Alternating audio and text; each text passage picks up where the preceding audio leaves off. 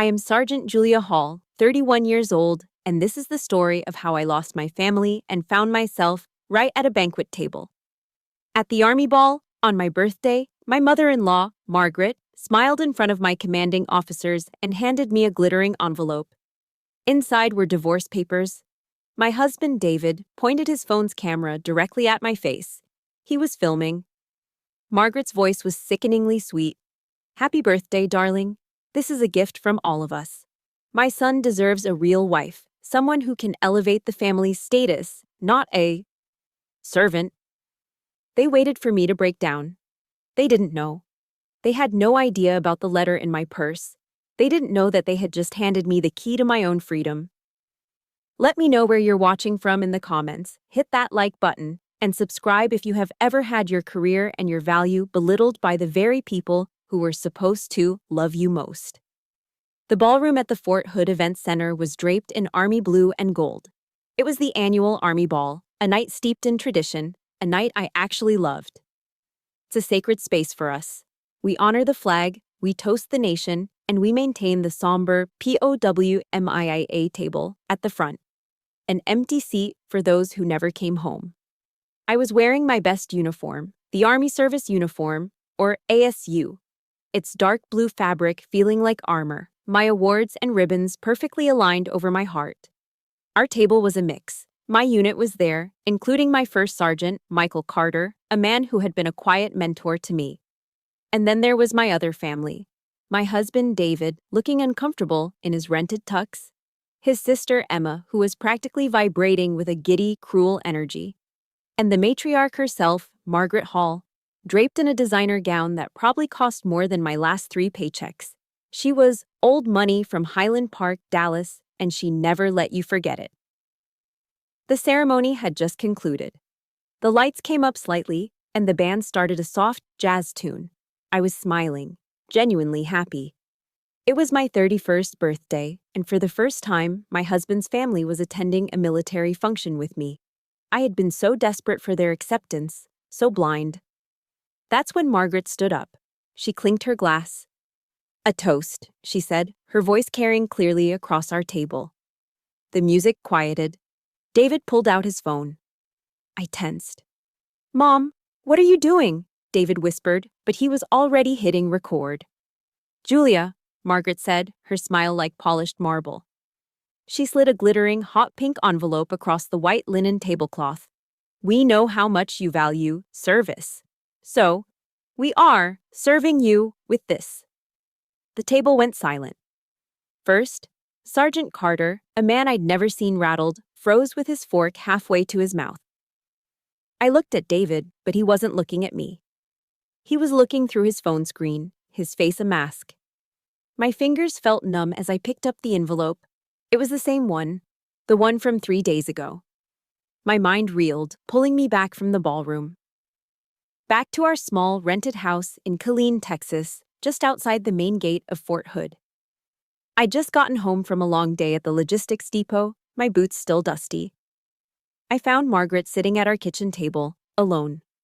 She was examining a stack of thick, legal-looking documents. She jumped when I walked in, startled. "Julia?" With a flustered bird-like motion, she'd scooped the papers up and shoved them into that exact hot pink envelope, the kind you'd get at a dollar store. "Darling," she'd chirped, using a pet name she had never, ever used before. "I was just preparing your special gift. We're all so excited." I must have looked confused. "A gift?" She gave a high-pitched laugh. "For your birthday, of course. It's something that will change everything." She smiled then, a wide, bright smile that didn't touch her eyes. It was the smile of a predator that had just cornered its prey. I should have known then. I should have seen the red flags that were practically waving in my face. The whole ball, this entire night, had been Margaret's idea. For 2 years, she had refused to even visit Killeen, calling it a dreadful, dusty town. She referred to my career as playing in the mud and called my fellow soldiers uneducated laborers. My world, my service, my pride, it was all tacky and uncultured to her. Then, 2 weeks ago, she had called. "Julia, darling," she'd cooed. I hear the Army Ball is coming up. I insist we all attend. As a family, we want to honor your service. I was so stunned I actually dropped the phone. When I relayed the news to David, he just nodded enthusiastically. See, I told you she'd come around. It's the least we can do for my wife. Even Emma, his vapid sister, had texted me, OMG, an Army Ball? How quaint. This will be so much fun. I see it now. I see the trap I walked right into, blinded by my own desperate, pathetic need for their approval. I wanted so badly to be part of their perfect Dallas family that I ignored every instinct. And David. God, David. The night before the ball. My last night as a 30-year-old, he'd come up behind me while I was polishing my shoes. He put his arms around my waist, an unfamiliar, almost hesitant gesture. We hadn't been close, not really, for months. He spent more time on the phone with his mother than he did in the same room as me. But that night, he held me tight. He buried his face in my hair. Tomorrow will be a day you'll never forget, Julia, he whispered. I promise. I'd closed my eyes, a genuine smile spreading across my face. I'd fallen asleep that night feeling hopeful, thinking it was a promise of love, a new beginning. I snapped back to the present, the ballroom, the staring faces. My thumb broke the cheap foil seal on the pink envelope. I pulled out the papers. They were thick, official. And right on the top page, I saw the words, Petition for Dissolution of Marriage. The music stopped.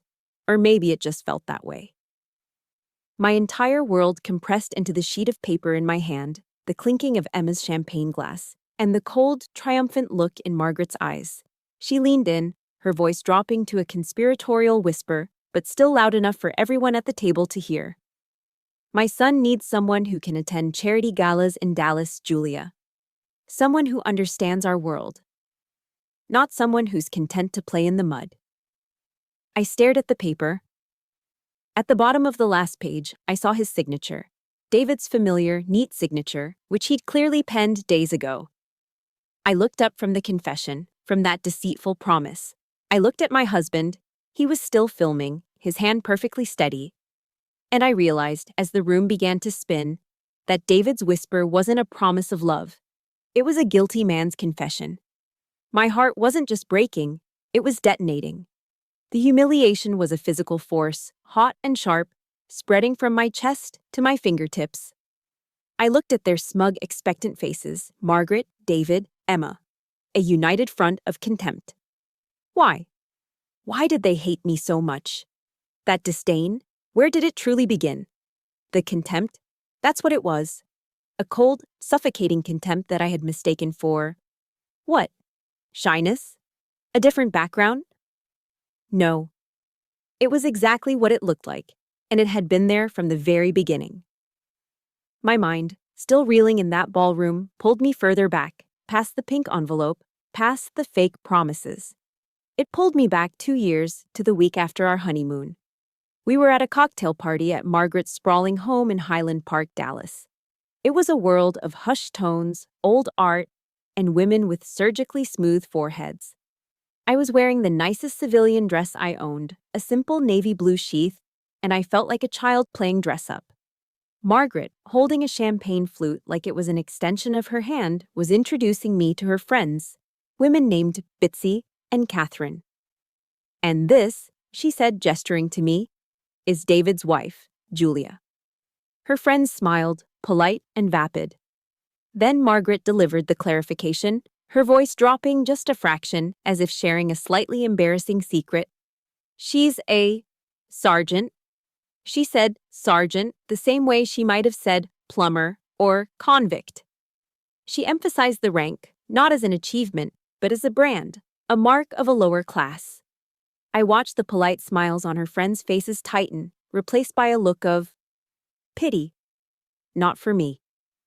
For David. Before I could even speak, Margaret turned, beaming, and pulled her daughter close. And you all know my Emma. She's just been engaged to a wonderful cardiologist. A real career. We are just over the moon. I stood there, invisible. I, a non-commissioned officer in the United States Army who managed logistics for hundreds of soldiers, was invisible next to a man who hadn't even joined the family yet. David just squeezed my hand, a weak, apologetic gesture, and led me toward the bar. He didn't defend me. He never defended me. That was the pattern. The cuts weren't always so direct. Most of the time they were subtle, 1,000 tiny paper cuts of exclusion and comparison. But the holidays? The holidays were when Margaret sharpened her knives. Our first Thanksgiving. I was so excited. I was from a small middle-class family where Thanksgiving meant a crowded table, the Macy's parade on TV, and paper pilgrim hats. Margaret's Thanksgiving was a production. It was held in a dining room that looked like a museum, with a 20-foot table, polished silver, and a professionally catered, glistening turkey.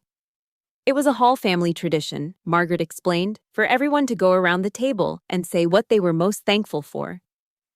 David, sitting to his mother's right, went first. "I'm thankful for my new promotion at the firm," he said, puffing out his chest. Emma, texting under the table, said she was thankful for her fiancé's future earnings. Then Margaret. She smiled, a warm, genuine smile she never used on me. "I'm thankful for Emma's wonderful fiancé, a doctor in the family, at last. Such a respectable, intelligent man." Then it was my turn. The table was silent. All eyes were on me. I cleared my throat, my voice feeling too loud in the cavernous room. I'm thankful for my service, and for my soldiers." Margaret let out a short, sharp laugh, a scoff. She cut me off, turning to the table at large. "Oh yes, we should all be thankful Julia is safe. After all, it's not as if everyone has the proper education for a real office job, is it? We need people for all sorts of work." The implication hung in the air, thick and rancid. Blue collar, uneducated, laborer. My face burned hot. I looked at David. I pleaded with my eyes for him to say something, anything, to defend the service I was so proud of. He just looked down. He picked up his fork and stared intently at his slice of pumpkin pie, as if it held the secrets to the universe. He was silent. His silence was his answer. His silence was a betrayal. It was the moment I learned that the absence of support is its own kind of violence. The holidays became a minefield. That Christmas, the disparity was almost comical. David, the heir, received a vintage Rolex. Emma, the princess, was gifted an all-expenses-paid trip to Paris. I was handed a small, neatly wrapped gift. I opened it. Inside was a thick paperback book. Career Transitions for Veterans, from Military to Manual Labor. Tucked inside the cover was a neatly folded, sterile, pale blue set of nurse's scrubs. "I was thinking, Julia, dear," Margaret said, sipping her morning mimosa, "that you should prepare for a more realistic service job after you leave the army." She gestured at the scrubs. "Perhaps you could find work." "Oh, cleaning at my son-in-law's hospital. I'm sure he could get you an interview in housekeeping." I just sat there, the cheap, starchy fabric in my lap, the Rolex gleaming on David's wrist, and I felt nothing but a cold, heavy resignation. David again said nothing. I endured it. I endured it because I loved him, or at least, I loved the man I thought he was. I told myself this was just how old money families were. I told myself I just needed to try harder, to prove my worth, to be better. The end of that hope came on a random Tuesday, 6 months before the army ball. I had come home early, which I rarely did. I walked in just as David was hanging up the phone, his face pale and stressed. "Who was that?" I asked. "Oh, just work," he lied, badly. Just then, his phone buzzed on the counter. A text from Mom. It read, "She can't find out. Just handle it." "Handle what, David?" I asked, my blood turning to ice. He sighed, a long, weary sigh of a man trapped. And then, he confessed. Not everything, but enough. Margaret was pressuring him. The family's trust, the inheritance. It was all tied to David presenting the right image. And a grunt for a wife wasn't part of that image. It all clicked into place after that. If you've ever been in a position where your partner's silence was the loudest sound in the room, if you know what it feels like to be screaming on the inside while the person who is supposed to protect you just looks away, hit that like button to show some support. Let me know in the comments, just one word. Have you ever felt invisible to the people who were supposed to see you first? The final, fatal blow came about a month after that. I was in the kitchen, and David was in the study on a conference call with his mother. He thought I was outside, on a run. But I was standing right there, motionless, listening through the slightly open door. I heard Margaret's voice, sharp and clear. "You cannot let her embarrass this family any longer. You are a Hall. Your father would be ashamed. She's a grunt, David, a common soldier. You have to make a choice. It's her, or this family's fortune. And I mean it." There was a long pause. I held my breath, praying, begging him, just in my mind, "Stand up for me. Please, just this once." And then I heard his voice, not angry, not defiant, but exhausted, defeated. "I know, Mom," he sighed. "I know. I'll handle it. I'll handle it." That was it. That was the moment I knew. He had already made his choice. He handled it by agreeing to her plan, by smiling as she picked out that tacky pink envelope, by setting the stage for my public execution. I had already lost him, long before he ever signed those papers. They would never change. I couldn't change them. What could I do to get out? What could I do for myself? That question, what could I do for myself, became a desperate, burning obsession. After that phone call, after hearing David's weak, final betrayal, something inside me didn't just break, it hardened. I was done trying to earn their love. I would, instead, force their respect. My logic was flawed, I see that now. It was the logic of a person still chained to their oppressors, but it was the only logic I had. If they despised Sergeant Hall, then I would become someone they couldn't ignore. I would become Officer Hall. The plan formed with a cold, frantic energy. "I will show them," I whispered to myself as I scrubbed the grout in our rented bathroom. "I'll get a rank so high, a position so undeniable, that Margaret will have to choke on her words." My target was clear: Officer Candidate School, OCS. It was the only way up that I knew, the only path that could bridge the chasm between their old money world and my enlisted grunt reality. I already had some college credits from before I joined, but I needed a full bachelor's degree to apply. The very next day, I enrolled in online classes through the University of Maryland Global Campus, the UMGC. Every soldier knows it. It's the school you go to when you're deployed, when you're in the barracks, when you're trying to build a future in the slivers of time the Army doesn't own.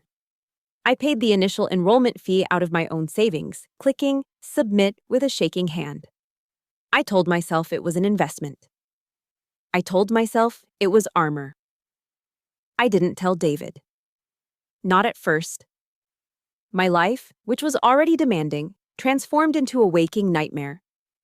It became a grueling, relentless marathon run on two separate, warring tracks. My alarm went off at 04:30. By 05 I was on the field for PT, physical training, doing push-ups in the wet, pre-dawn grass of Fort Hood. By 06:30, I was showering and changing. By 07 I was at the logistics depot, managing manifests, tracking million-dollar pieces of equipment, and leading my soldiers. My workday was a minimum of 10 hours, often more. I'd get home around 19 code, or 7 p.m. I'd walk in the door, my uniform covered in the fine brown dust of a field training exercise, FTX, my body aching, my brain fried. There was no welcome home. There was no how was your day. David would already be on the couch, watching a game, a beer sweating on the side table. He'd look up, sniff, and say, "You're tracking dirt in." I'd nod, too tired to speak. I'd shower, eat a bowl of cereal for dinner, and then, at 8 p.m., my second day would begin.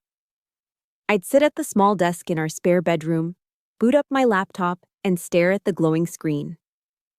A discussion post on the political implications of the American Revolution.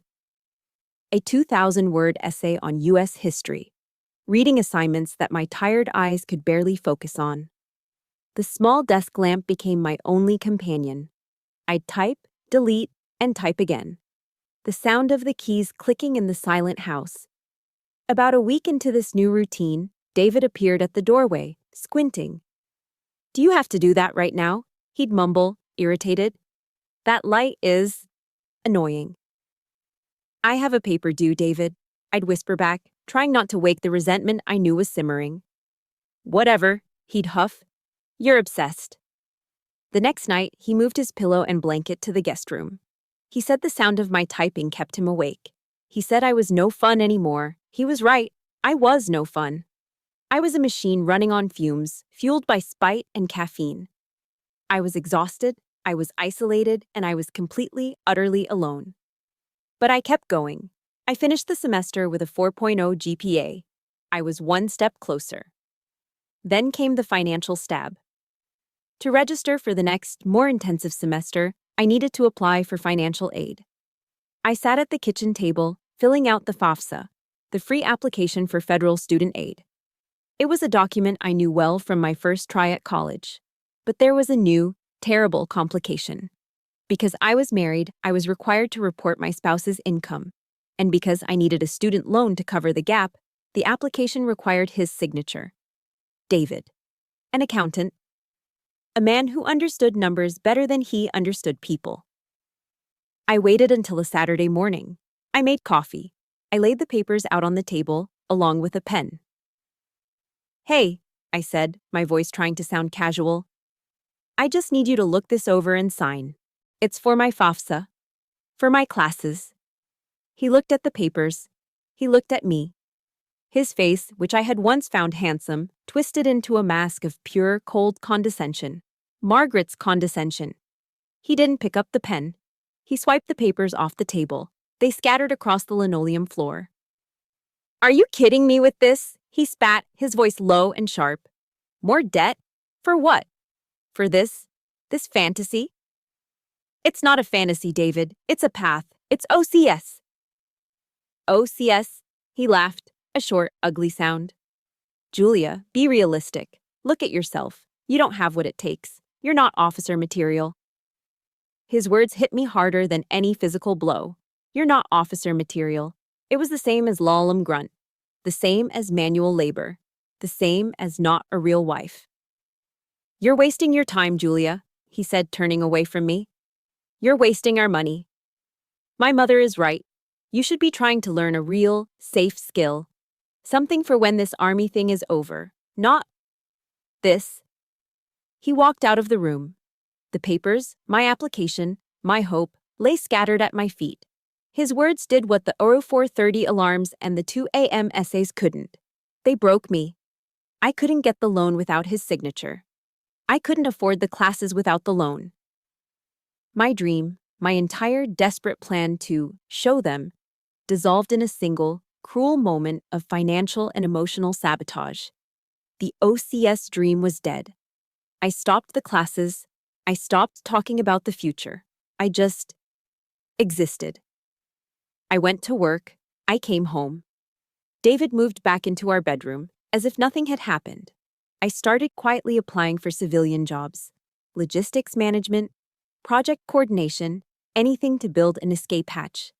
But every application I sent out was met with a digital, form letter rejection.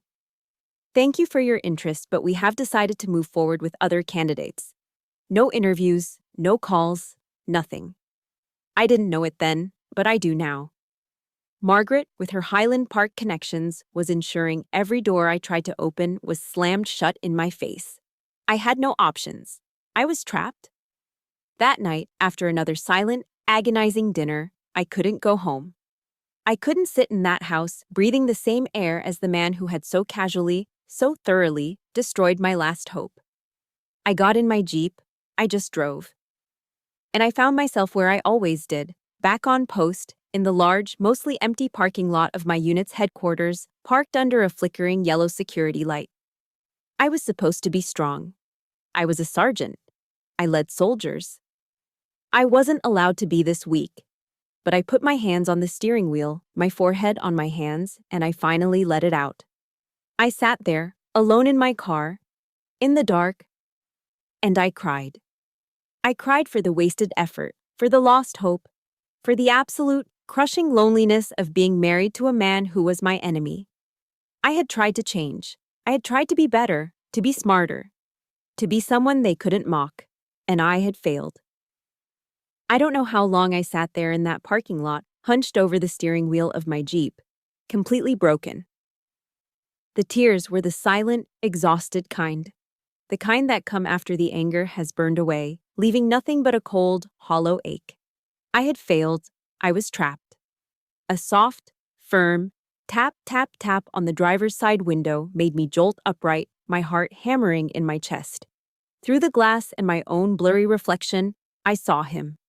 First Sergeant Michael Carter, my company's first sergeant. In the Army, the first sergeant is the father, the mother, the high priest, and the chief enforcer all rolled into one.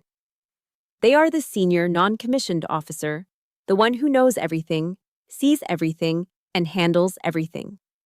Carter was a man in his 50s, a lifer, with deep lines around his eyes and a presence that commanded instant respect.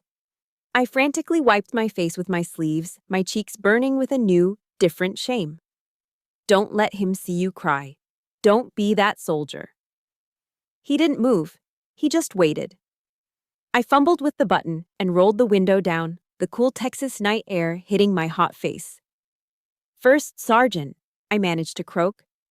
First Sergeant Carter didn't ask me if I was okay. He didn't ask me what was wrong. He didn't ask why one of his sergeants was crying alone in her car at 9 p.m. on a Tuesday. He simply held out a steaming paper cup from the small 24-hour coffee shop on post. It's black. Looks like you could use it, Sergeant, he said. His voice was deep, gravelly, and utterly calm. I took it, my hand shaking. Sir, First Sergeant, I'm sorry. Nothing to be sorry for, Hall. He didn't leave. He didn't pry. He just stood there. He leaned one hand on the roof of my Jeep and looked out over the parking lot, giving me the dignity of not being stared at while I tried to pull myself together. We were just two soldiers, sharing a moment of quiet in the darkness. The silence wasn't awkward. It was patient. I took a sip of the scalding, bitter coffee. It was the worst coffee on post, but in that moment, it was the warmest, kindest thing I'd ever felt. After a long minute, he spoke to the night air, not to me. Hall, I don't know what's going on in your world, and frankly, it's not my business. I flinched, ready for a lecture. He turned his head just slightly, his eyes meeting mine in the dim light. But I do know what happens inside this fence line. And in here, you are one of the best NCOs I've got. You're tough, you're smart, you accomplish the mission, and your soldiers respect you. That's not my opinion, Hall. That's the fact. I stared at him, my throat closing up. Whatever it is, he continued, whatever is happening out there.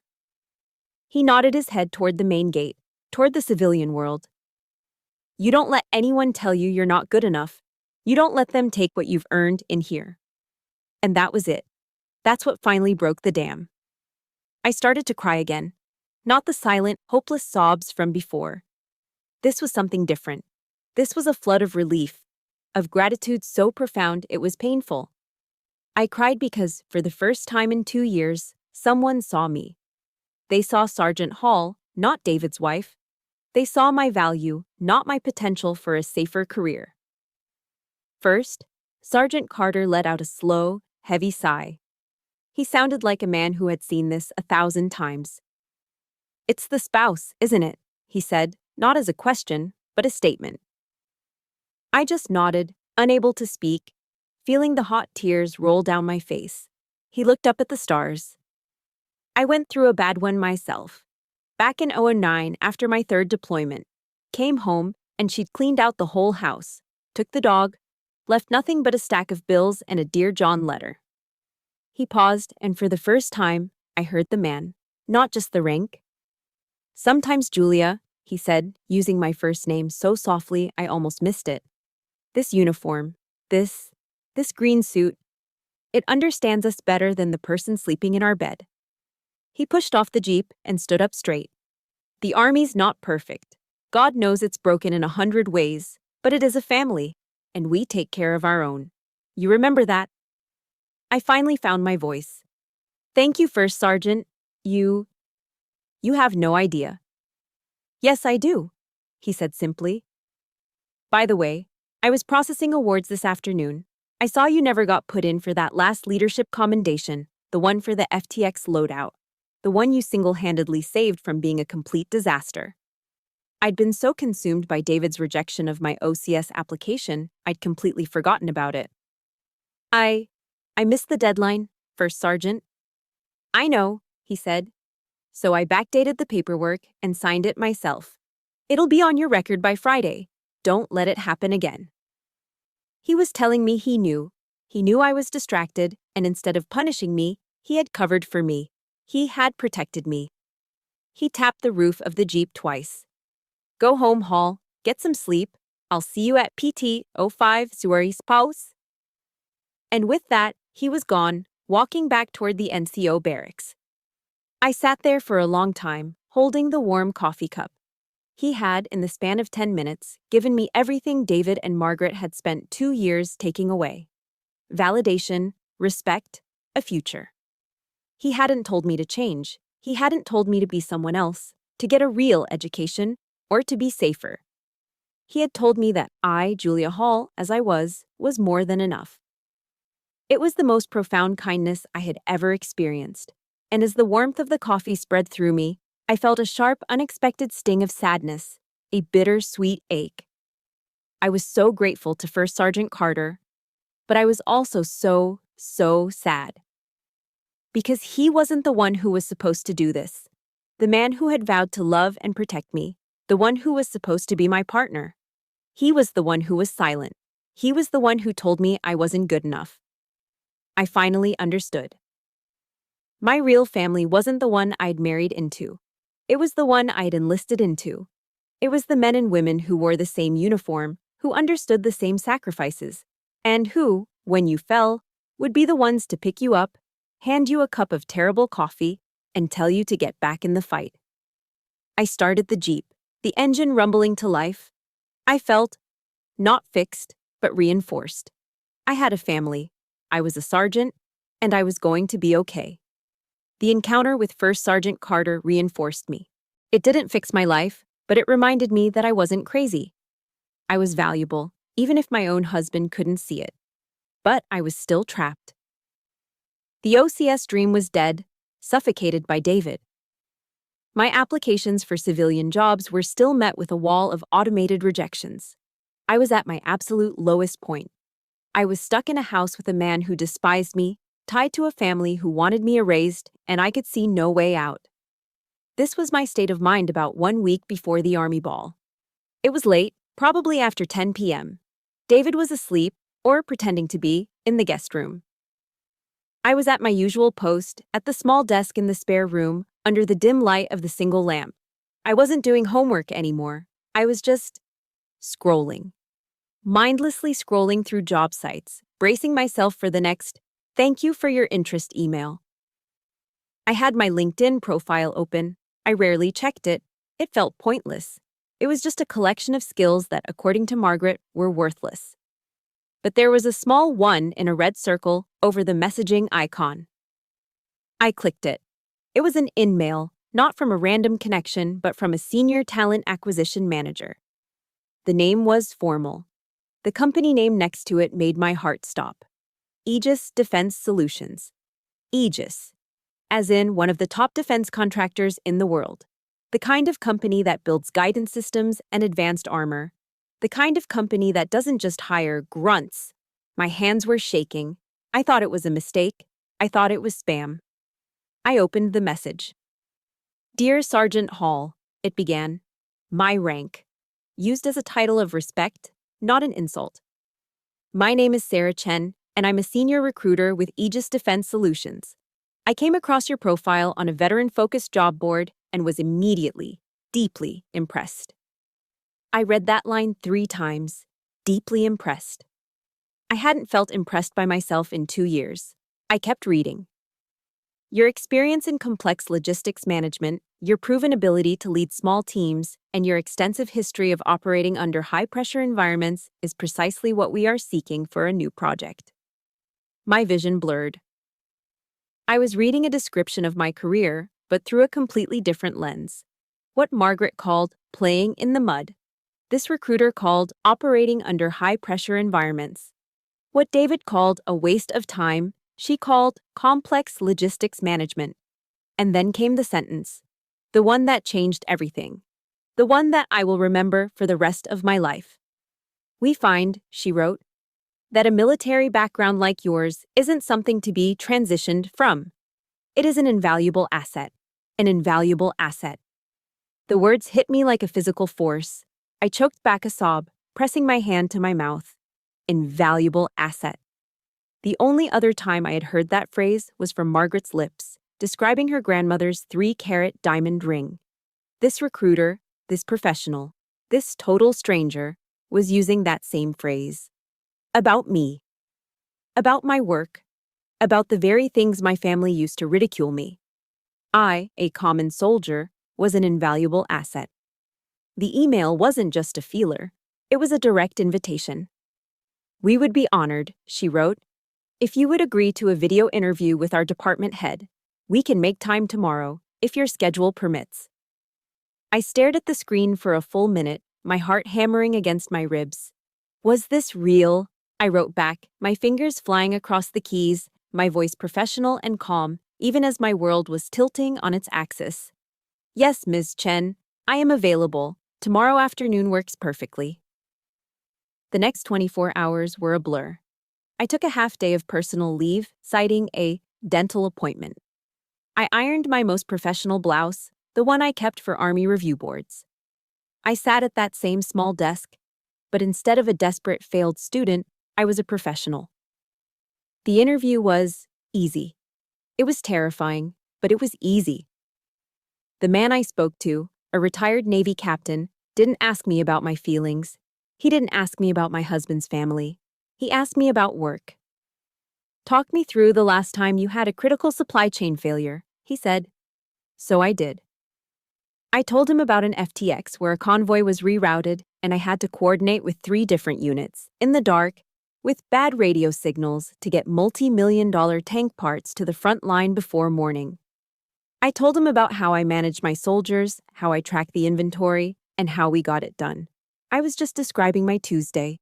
He listened, nodding, not smiling, but focused. Good, he said. That's exactly what this job is. It's just, the front line is a boardroom in DC. The interview ended. I shut the laptop. I felt a buzz I hadn't felt in years. The buzz of competence. The very next day, Friday, an email arrived. It wasn't from the recruiter. It was from Aegis Human Resources. The subject line, Conditional Offer of Employment, Project Manager. I opened it. Position, Project Manager, Logistics and Integration. Location, Austin, Texas. Starting salary, $85,000 per year. Additional, full comprehensive benefits and a generous relocation package. $85,000. I did the math in my head. It was nearly double my current pay as a sergeant. It was more than David made as a junior accountant. It was enough. It was enough to get my own apartment in Austin. It was enough to pay my own bills. It was enough to leave. It was enough to start a new life, a life where I was the only person who defined my worth. This was the escape hatch. This was the vindication. This was the answer to, what can I do for myself? A plan, cold and sharp, clicked into place. My birthday was in a week. The Army ball was in a week. And Margaret and David were, as she had promised, preparing a gift that would change everything. I looked at the email. I looked at the $85,000 offer. So am I whispered. I decided in that moment to keep this an absolute secret. They were busy setting their stage, unaware that the script had changed. They thought they were in control. But I had a new, powerful secret. I had an ace. I hit print. I listened to our cheap printer whine as it spat out the official offer letter, the one with the Aegis logo at the top. I folded the paper carefully into a neat, small rectangle. I went into the bedroom and opened my closet. Hanging in the back, in a plastic dry cleaner bag, was the small black clutch purse I intended to carry with my uniform at the Army ball. I unzipped it. I slid the folded letter, my secret, my weapon, my escape, into the silk-lined interior. I zipped it closed. I walked out of the Aegis interview and the subsequent offer with a secret weapon tucked away. But a strange thing happened in the days that followed. The initial adrenaline, the cold, sharp relief of having an escape plan, began to fade. And in its place, a different feeling crept in. A cold, heavy dread. I had the offer. $85,000. A new life in Austin. All I had to do was click accept, and I couldn't. I would open the email on my phone. I'd stare at the reply button. My thumb would hover over the screen. And I would be paralyzed, frozen by a terror so profound it made my stomach clench. What was wrong with me? This was everything I wanted. This was my validation. This was my escape hatch, my vindication, my ticket out. But instead of feeling joy, I was terrified. And then I heard her voice, as clearly as if she were in the room. Margaret's. You, a project manager? Don't be ridiculous. You're just a sergeant. You're not smart enough for that world. You'll fail. You'll be exposed as a fraud. You're just a grunt, playing dress-up.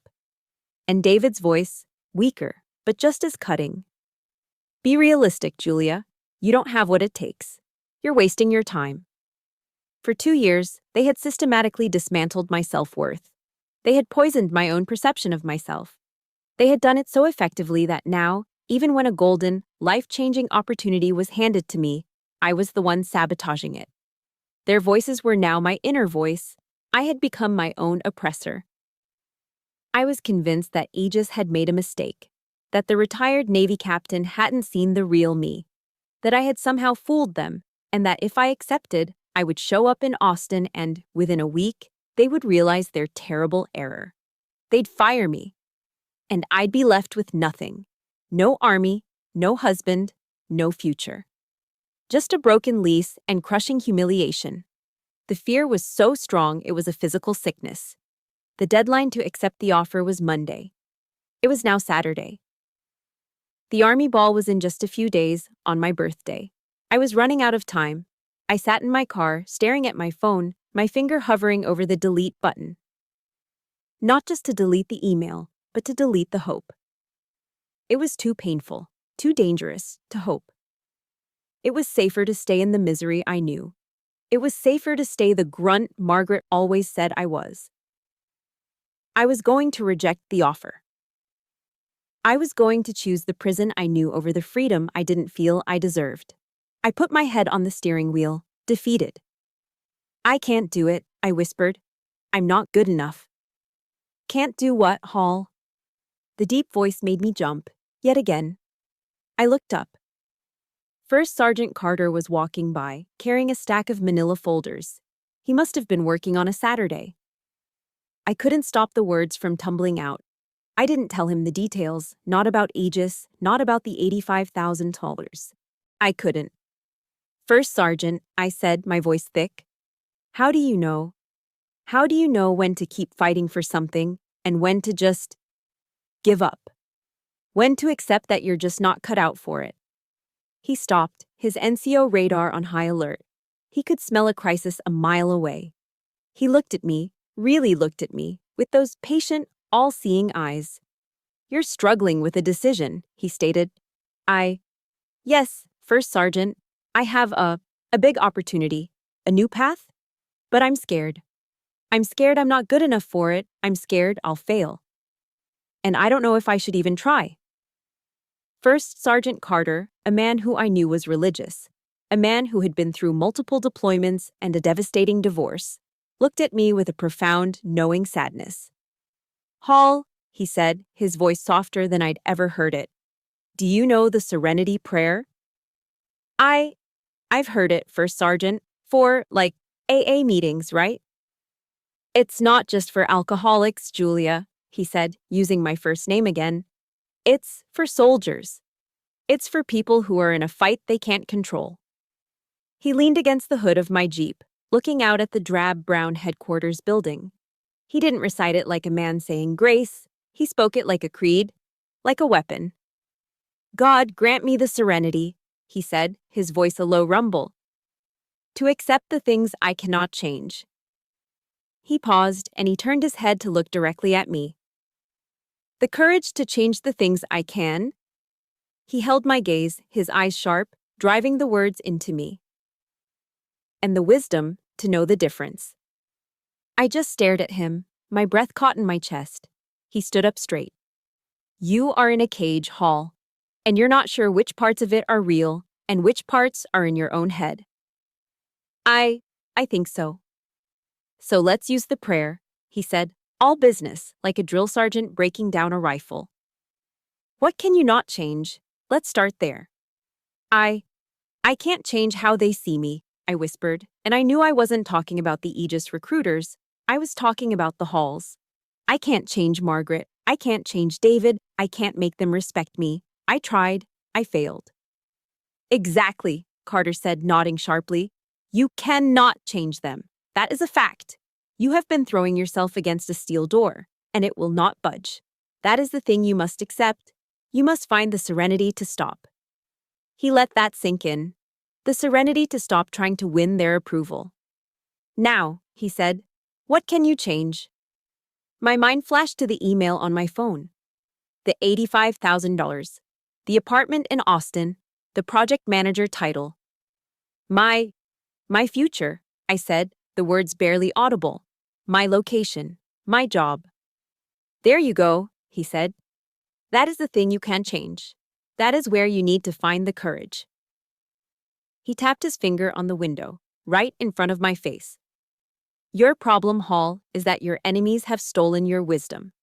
They've gotten so deep inside your head that you can't tell the steel door from the open one. They've convinced you that everything is a steel door. It was like a lightning bolt, a slap in the face, a key turning in a lock I didn't even know was there. You cannot change them, he repeated. That's the serenity part. You can change you. He pointed at me.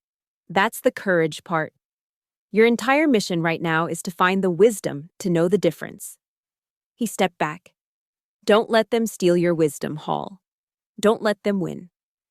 I watched him walk away, the manila folders tucked under his arm. I sat there, the engine off, the car silent. Serenity. To accept the things I cannot change. Margaret, David, their hatred. Courage to change the things I can. Aegis, Austin, my entire life. Wisdom to know the difference. It was so simple, so brutal, and so liberating. The voices of Margaret and David were still there. You'll fail.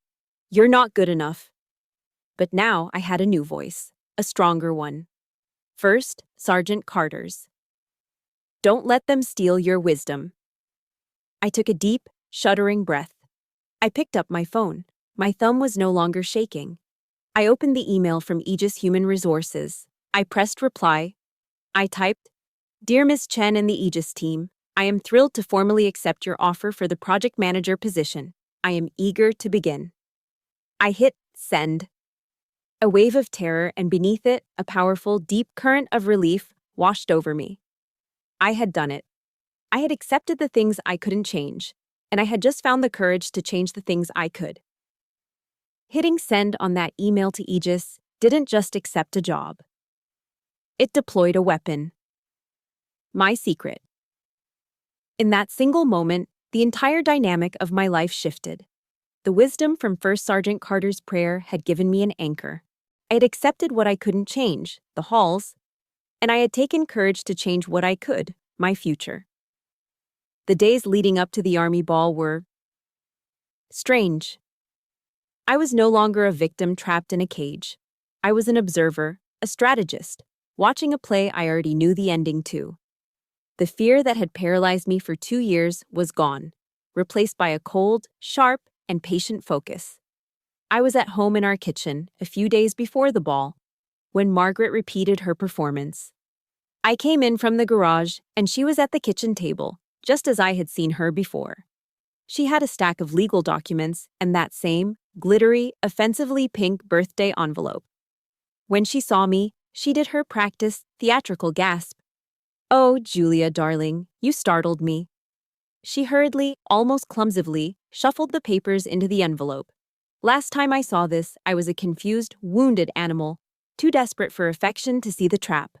Now, having accepted the Aegis offer, I saw her for exactly what she was. A predator, a clumsy one. "Just getting your special birthday gift ready, dear," she chirped, that high society Dallas accent dripping with fake sugar. "As I told you, it's something that is going to change everything." I looked at her, at the envelope that I knew held divorce papers, and I smiled, a small, genuine, calm smile. "I'm sure it will, Margaret," I said, my voice even. "I can't wait." She paused, her own smile faltering for a fraction of a second. She had expected me to be nervous or needy, or to ask, "Oh, what is it?" She wasn't prepared for calm. "You have no idea how right you are," I thought, grabbing a bottle of water. "It is going to change everything, just not the way you've planned." David was even worse. Now that the ambush was set, he was overcompensating. He was trying to act like a loving husband. It was pathetic, and it was infuriating. He tried to touch the small of my back as I passed him in the hallway. "You look beautiful today, Julia." I would just look at him, my face a blank mask. "Am wearing your mess dress to the ball, right?" he asked, referring to the most formal, expensive military uniform, the one that looked like a tuxedo. "Or that other one."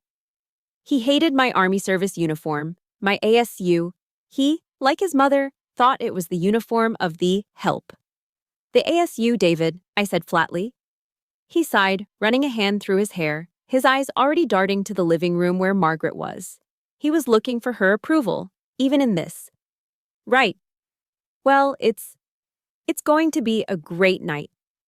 You'll see. I promised you, remember? A night you'll never forget." "Oh, I know," I said. He didn't know that I had seen it. 2 nights ago, while he was in the shower, I had used our home computer. He had left his email open. I didn't go looking for it, but it was right there, at the top of his inbox. A forwarded chain from Margaret's family lawyer. The subject line was, "Hall Viven Hall, Final Terms Agreement." I had clicked it. My heart beat a slow, steady, cold drum. I saw David's reply to the lawyer, sent a week prior. "Looks good. I agree to all terms. Please proceed with the service at the event as discussed." He wasn't just a weak, spineless victim of his mother's manipulation. He wasn't a puppet. He was a co-conspirator. He was an active participant in his wife's public humiliation. He had signed off on it. That email was the final piece of my heart, turning from hurt to stone. The day before the ball, Margaret called me. "Julia, darling," she sang into the phone. "I just want to confirm you're all prepared for tomorrow evening. It's so important that we're all there. After all," she paused, letting the cruelty hang in the air, "this will be the last time you'll be attending an event as a part of this family." She really thought I was that stupid. She thought it was a subtle threat I wouldn't understand. I leaned back in my office chair at the barracks, looking at the printed Aegis offer sitting on my desk. "You're absolutely right, Margaret," I said, my voice bright. "It's a very important night. I wouldn't miss it for the world. See you tomorrow." I hung up, hearing her sputter on the other end, annoyed that I hadn't broken down, that I hadn't taken the bait. She and David had probably expected me to go out and buy a new ball gown, some pathetic final attempt to win their approval, to look like one of their Dallas socialite friends. I didn't. That evening, I went home, took my Army service uniform, the ASU, out of its protective plastic bag. I laid it on the bed. This was the uniform Margaret called playing in the mud. This was the uniform David was ashamed of. This was the uniform Aegis had called an invaluable asset. I took out my polishing kit. I sat on the floor and methodically shined the brass buttons until they glittered. I used a lint roller on the dark blue jacket. I checked every ribbon, every award, every rank insignia, making sure they were perfectly aligned. This wasn't a dress. This was my armor. This was my identity.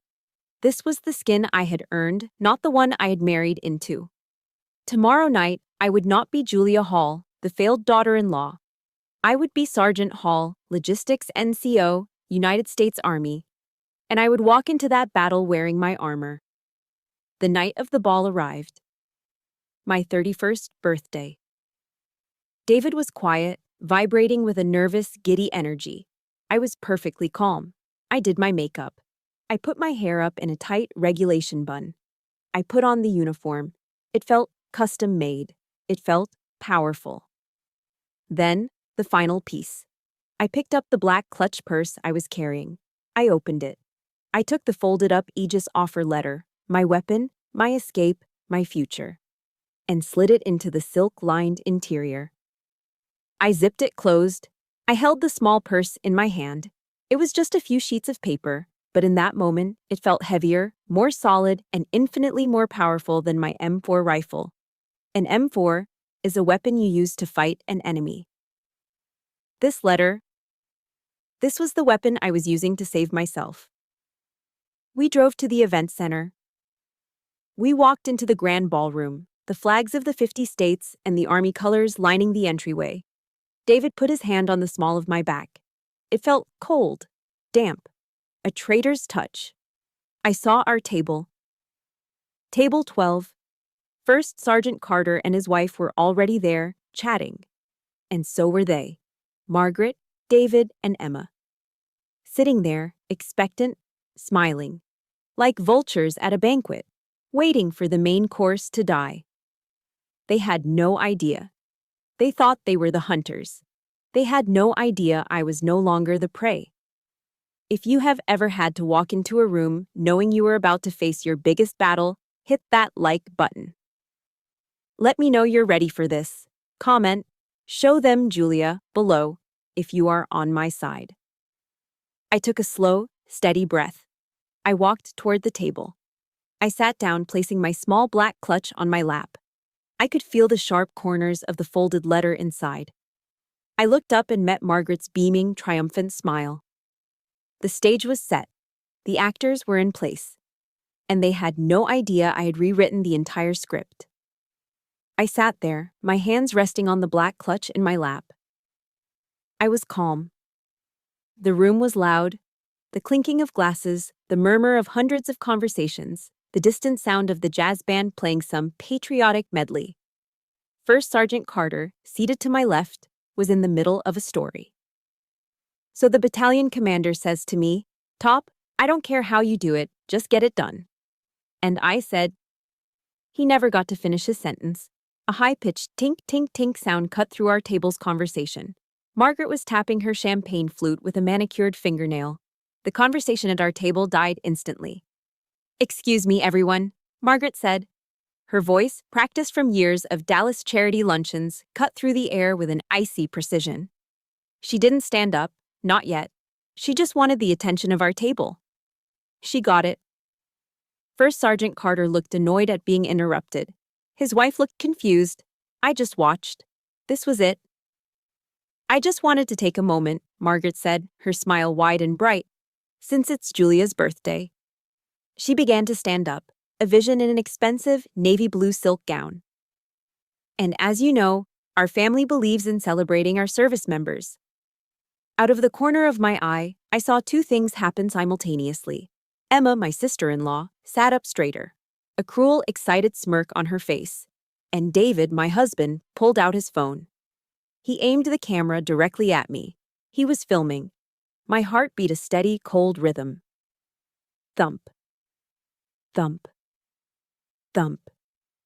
The stage was hers. "Julia, dear," Margaret said, and now her voice was loud enough for the tables nearby to hear. The ambient noise of the ballroom seemed to fade away. We know how much your service means to you. So, for your birthday, we decided to serve you with this." She reached down and picked up the glittery, pink envelope, the one I had watched her pack. She slid it across the white linen tablecloth. It stopped right in front of my plate. My entire table was frozen. First Sergeant Carter, a man who had seen combat, stared at the pink envelope with a look of pure, unadulterated fury. He knew what this was. This was an ambush. This was an attack on his soldier, at his table. "Happy birthday, dear," Margaret said, her voice dripping with poison she disguised as honey. Emma was giggling, her hand covering her mouth. David's hand, holding the phone, was perfectly steady. I looked at Margaret. I looked at the envelope. I looked at David. He met my gaze through his phone screen. I didn't cry. I didn't yell. I didn't even breathe heavily. I simply acted. With the practiced economical movements of a soldier, I opened the black clutch in my lap. I reached inside. Margaret's smile widened. She thought I was reaching for a tissue. She thought the breakdown was beginning. I wasn't. I was reaching for my pen. I pulled out the simple, government-issue black pen I always carried. I clicked it. The sound was sharp, definitive. I pulled the glittery pink envelope toward me. I opened the flap. I slid out the thick stack of legal documents. I didn't read them. I didn't need to. I'd already seen the email. I flipped directly to the last page, the signature line, Julia M. Hall. They were all staring, waiting for the explosion, waiting for the tears, waiting for me to throw the papers, to scream. How could you? I gave them nothing. I uncapped the pen. With a hand that was as steady as David's, I signed my name. A clean, strong, assertive signature. I put the pen down. I slid the signed papers back into the envelope. I pushed it back across the table to Margaret. Then, I looked directly into her shocked, confused face. And I smiled. "Thank you, Margaret," I said, my voice clear and calm. "This is, truly, the most generous gift you could have possibly given me." The silence that followed was deafening. Margaret's triumphant smile froze, then collapsed. Her eyes widened. This was not in the script. Emma's giggle died in her throat. David actually lowered his phone. He stammered, That's it? That's all you?" I turned my smile to him. The man I had loved. The traitor. "Oh no, David," I said. "That's not it. I have an announcement too." I turned back to Margaret, who was now staring at the signed papers as if they were a snake. "You were right about something, Margaret," I said, my voice projecting just a little bit more. "You said David, and I deserve better. And I agree." I reached back into my black clutch. This time, I pulled out the second folded document, the Aegis offer letter. Margaret's eyes narrowed, confused. What is that?" "This," I said. I held it up. "This is my real birthday present, the one I got for myself." I unfolded the letter. "You see, while you all were busy planning this adorable party," I said, "I was a little busy too." I placed the letter on the table. "I have just accepted a new position. It's as a project manager at Aegis Defense Solutions." David's face went white. He knew that name. He was an accountant. He knew what a top-tier defense contractor was. "A project manager," I continued, my voice smooth, "with a starting salary of $85,000 a year." I saw Emma's jaw physically drop. She dropped her iPhone onto the table with a clatter. "Plus," I added, "a very generous relocation package to Austin." I looked at Margaret. Her face had gone from confusion to a pale, slack-jawed horror. I leaned in, just a little. "It's funny, Margaret, you and David always said my service was worthless, that I was just a grunt playing in the mud." I tapped the Aegis letter. "It turns out Aegis feels differently. They said, and I quote, that my military logistics experience is an invaluable asset to them." Boom. The invaluable asset line landed like a mortar round. David was frozen, his phone now pointing uselessly at the floor, still recording. He was capturing his own humiliation. Margaret was speechless. Her mouth opened and closed, but no sound came out. And then, the moment I will cherish forever. First Sergeant Michael Carter, who had been watching this entire exchange with a hawk-like intensity, suddenly burst into a wide, brilliant smile. He stood up. He grabbed his glass of water. "Ma'am, excuse me," he said to his wife, who was already beaming. He raised his glass high. His voice, his command voice, boomed across our section of the ballroom. "A toast," he yelled. The tables nearby went quiet. "A toast to Sergeant Hall. To her birthday. And to her new, bright, and valuable future at Aegis. Instantly, my entire table of soldiers and their spouses scrambled to their feet. They raised their glasses. To Sergeant Hall. Congratulations, Julia. You deserve it, Sergeant. It was a wave of pure, unfiltered support. But it wasn't over.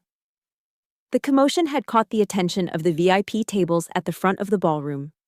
I saw him stand up, our battalion commander, a lieutenant colonel. A man I had only ever spoken to when I was at rigid attention. He wasn't in a tux. He was in his formal mess dress uniform, covered in medals. He began to walk over. The Hall family, still frozen, watched as this man, this leader, walked directly to our table. He walked right past them. He stopped in front of me. I, by instinct, started to stand up to go to attention. He put a hand on my shoulder, gently. At ease, Sergeant. Stay seated. He smiled. First Sergeant Carter. I heard that toast. He turned to me. He held out his hand. Sergeant Hall, is it true? Aegis Solutions? Yes, sir, I managed. He shook my hand, a firm, strong grip. Their gain, Sergeant. The Army's loss is the defense industry's gain. You are one of our finest NCOs. They are lucky to have you. He looked at David. He looked at Margaret. He didn't know them, but he understood exactly what was happening. His eyes were pure ice.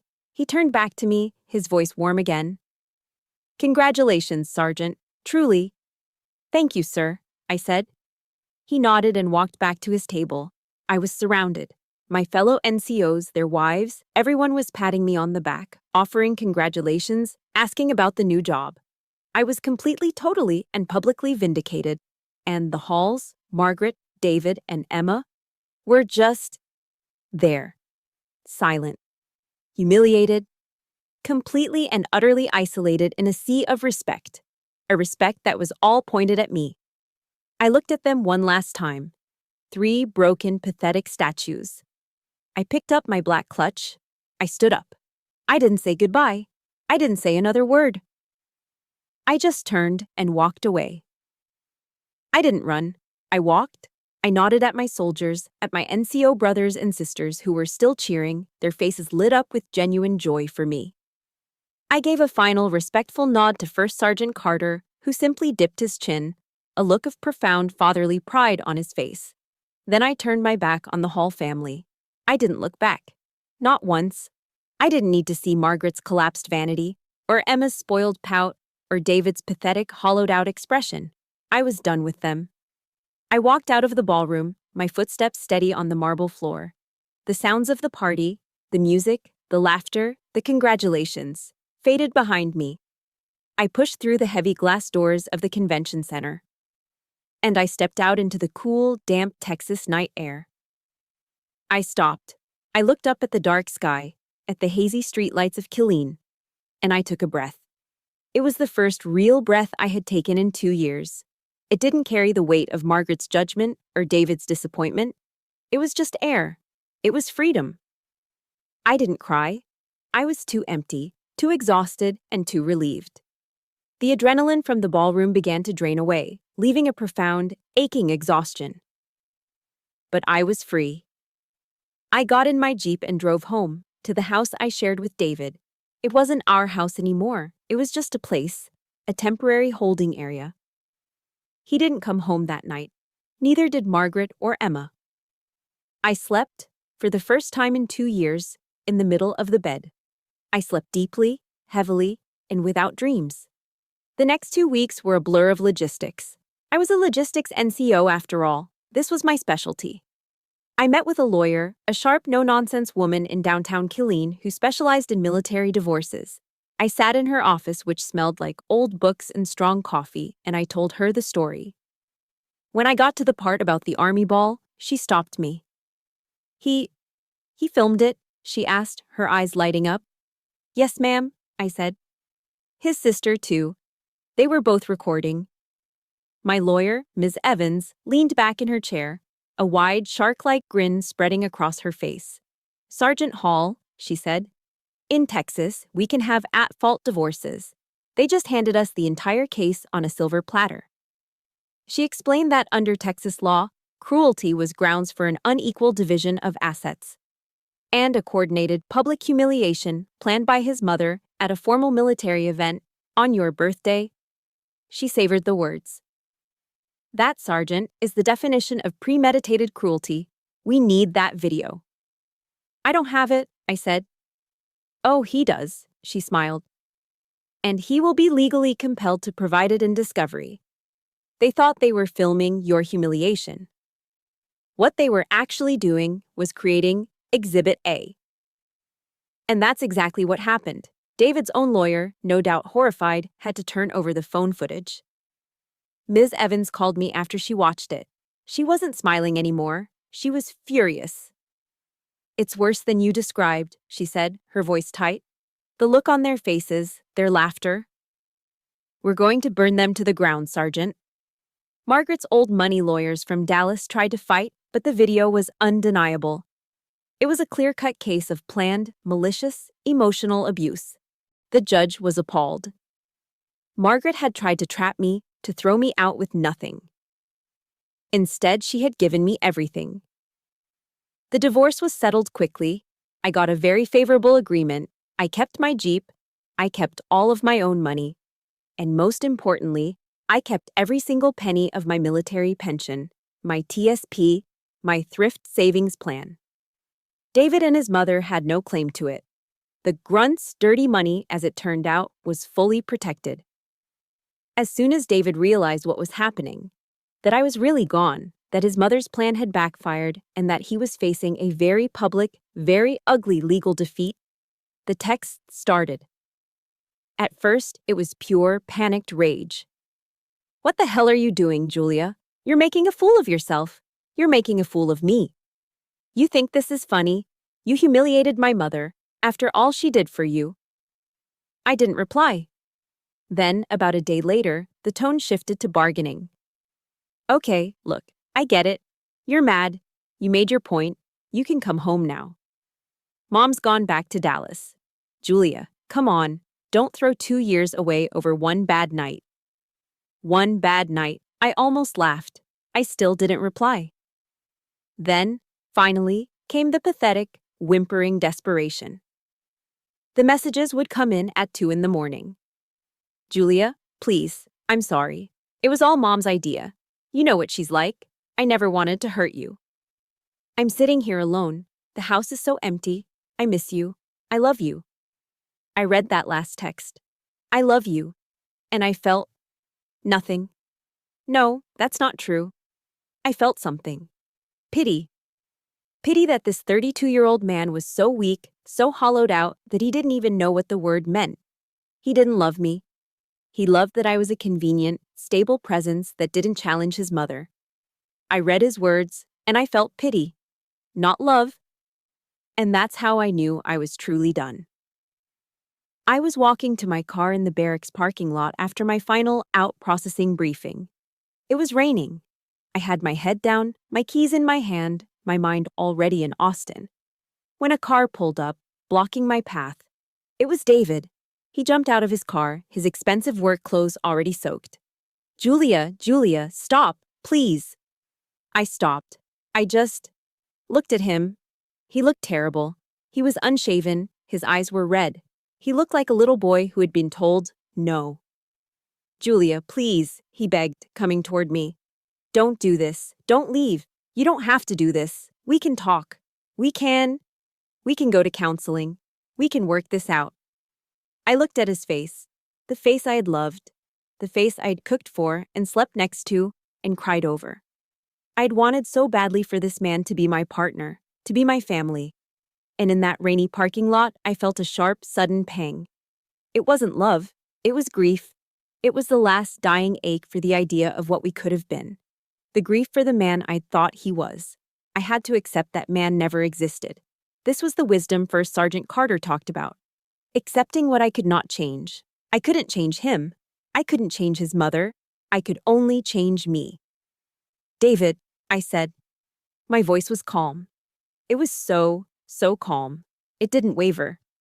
It's over. No, Julia, it's not. I love you. No, you don't, I said, and the simple truth of it just hung in the air. You don't, and that's okay. I took a step toward my car. He moved to block me. Please, what am I supposed to do? I looked him right in the eye. David, your life belongs to your mother. My life belongs to me. It was the last thing I ever said to him. Goodbye, David. I got in my Jeep. He was still yelling, Julia, Julia. I put the key in the ignition. I turned the car on. I backed out of the space. He just stood there in the rain, watching me go. I drove out of the parking lot. I drove off the base. I pulled over at the first gas station. I took out my phone. I looked at his name. This was it. The final cut. The final boundary. It was painful. It was a death. But it was necessary. I pressed his name. I scrolled down. I hit block. The past was behind me. It was time to look forward. 18 months later. I'm standing in my office. It's on the 22nd floor of a glass and steel building that pierces the bright Texas sky. But this isn't Killeen. This isn't Dallas. This is Austin. The skyline is alive, a testament to energy, technology, and a future that is constantly being built. It is a world away from the stagnant, old money traditions of Highland Park. On the frosted glass of my door, it doesn't say Mrs. David Hall. It doesn't say Sergeant. It says Julia Hall, Senior Project Manager. I'm wearing a sharp, dark gray corporate pantsuit. It feels different from my Army service uniform. Not heavier or lighter, just different. It's a new kind of armor, one that I chose. I'm looking out the window, not at a dusty motor pool, but at the rolling green hills west of the city. I'm sipping coffee. Not the burnt, sludgy coffee from the base, but a smooth, single-origin pour-over. I am 33 years old. I have a six-figure salary. And last month, I closed on my own first-floor condo near Zilker Park. My name, my mortgage, my life, it's quiet. It's peaceful. A kind of peace I never knew existed. It's strange. The very things Margaret Hall despised about me, the very things David was ashamed of, are the exact reasons I am standing here. In the corporate world of defense contracting, they don't care who your father is. They don't care what charity events you attend. They care about one thing: results. They don't call my NCO discipline rigid. They call it focused. They don't call my ability to manage soldiers bossy. They call it leadership. They don't call my experience in a war zone motor pool playing in the mud. They call it grace under pressure. My first performance review, my new boss, a vice president who used to be a Marine colonel, looked at my metrics. Hall, he said, you run your teams with the quiet efficiency of a seasoned NCO. It's a breath of fresh air. We're promoting you. Here, I'm not respected because of the man I married or the family name I carried. I'm respected because of my competence. I'm respected for the very skills I earned while wearing a uniform. The skills that woman, in her silk gown, called service with a sneer. My new life was good. It was full. I was healing. I was building. I thought the chapter on the Army was closed, a part of my past that I was grateful for, but a part that was over. Then I got the email. It wasn't from LinkedIn. It wasn't from a corporate headhunter. The sender was a .mil address. It was from the command group at Fort Cavazos. My heart hammered. I hadn't realized Fort Hood had been renamed. A new name for a new era. It felt appropriate. The email was formal. The Army's G1 personnel was requesting my presence. Not for a meeting, not for a recall. They were inviting me to be the keynote speaker for the installation's quarterly TAP session. TAP, the Transition Assistance Program. The mandatory course that every single soldier, from a private to a colonel, has to take before they leave the military.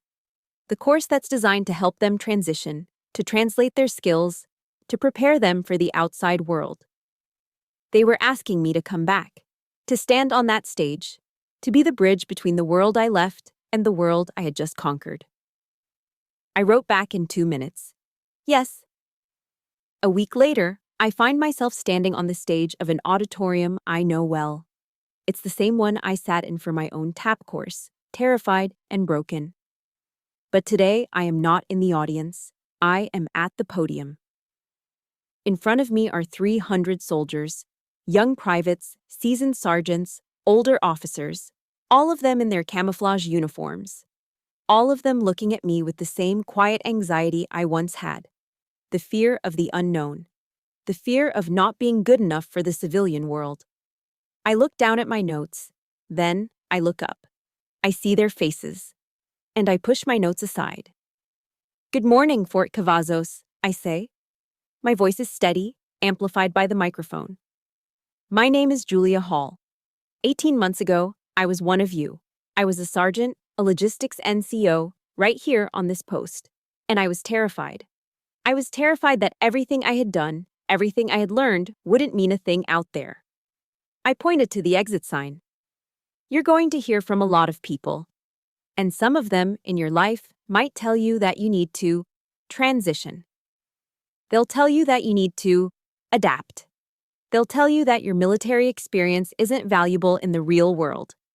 They'll tell you that you are just a grunt, a server." I let the words hang in the air.